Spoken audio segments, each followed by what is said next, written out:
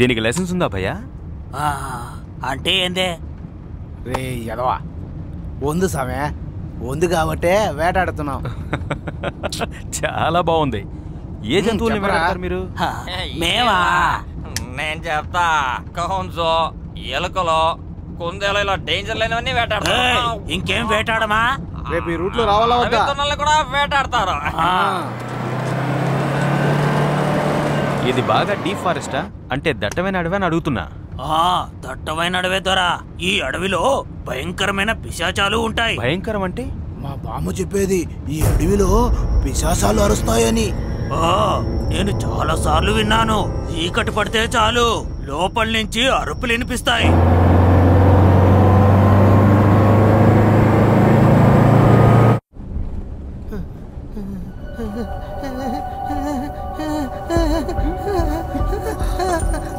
అంజయ్య, ఏమైంది?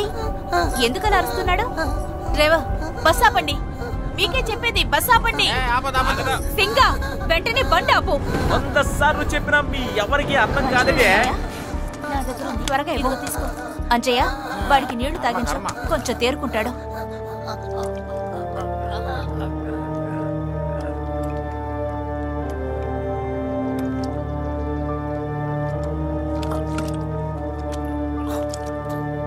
ఆ శరీరానికి ఎందుకంటే నీళ్ళు ఇవ్వడం? వాడికి ఏది దిగదు. ఈ రోజు రేపు అన్నట్టు ఉన్నాడు వాడు. ఏమండి, ఆయనంత కష్టపడుతుంటే ఎగతాళిగా మాట్లాడుతున్నారు? రే సంగ, నువ్వు బండి తీరా. ఇప్పటికే చాలా టైం అయింది. వీడి కోసం ఆపడం వేస్ట్. వినాశకాలే విపరీత. సరిగ్గా చెప్పావు సంగ. అయినా వీడిది ఒక భయంకరమైన కథ. అదేంటంటే సాయంకాలం అయిన తర్వాత ఈ అడవులోకి ఎవ్వరూ రారు.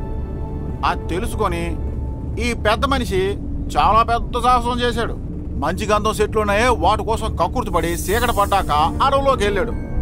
ఎంతమంది చెప్పినా ఏం లేదు. పిశాచాన్ని చూసి భయపడి అక్కడే పడిపోయాడు. అప్పటి నుంచి ఇదిగో ఇలా తయారయ్యాడు. ఎవరూ పట్టించుకోలేదు. ఆ తర్వాత ఎంతో మంది భూత వైద్యులకు చూపించారు, అయినా బాగా అవ్వలేదు. 18 ఏళ్ళు అయ్యింది. నిజానికి వాడు అన్నం నీరు ముట్టి, వాడు ఉన్నా ఒకటే లేకపోయినా ఒకటే. వాడు నా పరమశివుడే కాపాడాలి. 18 ఏళ్ళు అన్నం నీళ్లు లేకుండా ఎలా బతుకున్నాడు వీడు?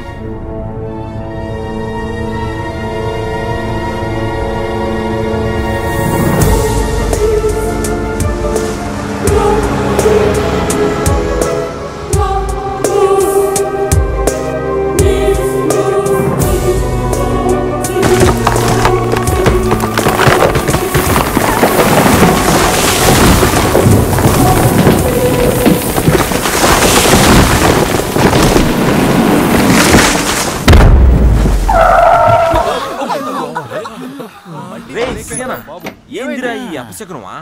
మా టైం ఏం బాలేదు.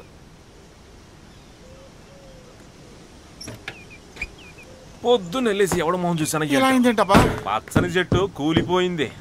ఓహో, ఎంత పెద్ద చెట్టు కూలిపోయిందేంటబ్బా. ఇప్పుడు ఏం చేయాలి? ఒరే సింగ, ఇది ఖచ్చితంగా ఆ పిశాచి పని అయి ఉంటుందిరా. ఇంతకు మించి ముందుకెళ్ళడం మంచిది కాదు. వెంటనే బస్ వెనక్కి తిప్పి వెళ్ళిపోదాం. ఇక్కడి నుంచి బస్సు ఒక్క ఇంచు కూడా ముందుకు కదలదు.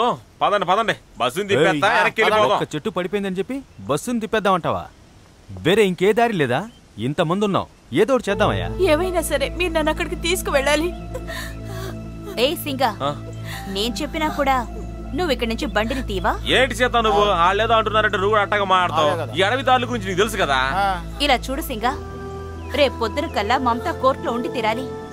లేదంటే తనకి తన బిడ్డ దక్కదు. డ్రైవర్ అన్నా, ఉదయాన్నే నాకు ఎగ్జామ్ ఉంది. వసుదేవయ్యా, మేము అడుగు దాటిపోవాలి. కండక్టర్ ఎక్కడికి పోతారా? ఎరినా పుష్పం. ఇంకాసేపు ఆగావంటే చీకటి పడిపోతుంది. అప్పుడు పిశాచి వస్తుంది. కావాలంటే నువ్వు వెళ్ళి చావు. దాని చేతుల్లో చావడం నాకు ఇష్టం లేదు. మాదయ్య, మనం వెనక్కి వెళ్ళిపోదాం. సింగా, వేరే ఏ దారిలోనూ మనం అరకు వరకు చేరుకోలేవా? ఈ అడవిలో ఇంకొక దారి కూడా ఉంది. అది చాలా ప్రమాదకరమైంది. ఆ పిశాచి కొంప వైపు వెళ్ళే దారిగా?